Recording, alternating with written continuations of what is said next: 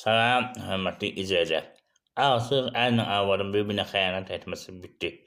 Artıq istəyər böhtan ataraq işdən çıxartmaq bitdi. Eyni zamanda vətəndaşlar bir-birini söyüb təhqir eləmək bitdi. Ali Məhkəmənin yeni qərarına əsasən, yəni 24 dekabr 2025-ci qərarına əsasən, insanlar əgər bir-birini xəyanət edərsə, bir-birinə böhtan atarsa, bir-birini təhqir edərsə, təzminat ödəməlidir və cərimə ödəməlidir.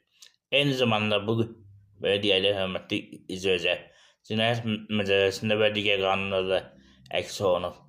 İndi mən hüquqşünasçıları Seyidzadə məlumat verəcəm ki, bu hansı halda necə alınır, kimə maraqlısa video sonuna qədər baxsın. Əgər fərdi qeyd edilməsi istəsiniz, qeyd olunan telefon nömrəsinə WhatsApp vasitəsilə əlaqə saxlaya bilərsiniz. Subarvozu səsinə göndərin zəhmət olmasa. Belə keçən mövzuya artıq İnsanlar bir-birinə deyə bilməyəcək ki, uşaq məndən döyür, aliment ödəməyəm. Və yaxud gəlib deyə bilməyəcək ki, yoldaşım mənə xəyanət edib. Mümkün deyil bu. Əgər belə bir şey düşünürsünüz, hörmətli izləyicilər, qarşı tərəf sizdən təzminat ala bilər. Nəzərə alın. Eyni zamanda işçini işdən çıxarda bilməyəcək və çox vaxtı 70 ilə çıxardırlar ki, mənə bir gəlib işçiləri söyüb neyniyib. İşçi belə içib. Artıq bunları deyə bilməyəcək. Deyirsən, böhtan daşıdığına görə, yəni mənəvi təzminat ödəməlidir. Nəzərə alın, hörmətli izləyicilər.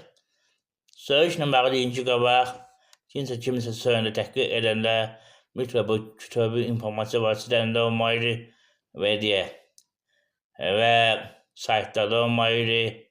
Eyni zamanda kütübənin yığışdığı yerdə olmalıdır. İndi artıq insanlar bir-birinin WhatsApp'da da söysə və üzbözdə söysə, video yazır, foto yazır, səs yazısı olsa, sübut olunsa, eyni zamanda məktub yazıb bir-birinə söysə, şahid ifadəsi olsa, sübut olunur. Hörmətli izləyicilər, nəzərə alın. Əsas məsələdən biri budur. Yəni ki, artıq bir-birini belə deyək, böhtan ata bilməzlər insanlar. İnsanlarda bir dənə bir şey var idi. Xüsusilə arvadlarda, indi kişiyə də arvadlardan betər olmuşdur. Qeybət edir, fankəsə belə dedi, demir var.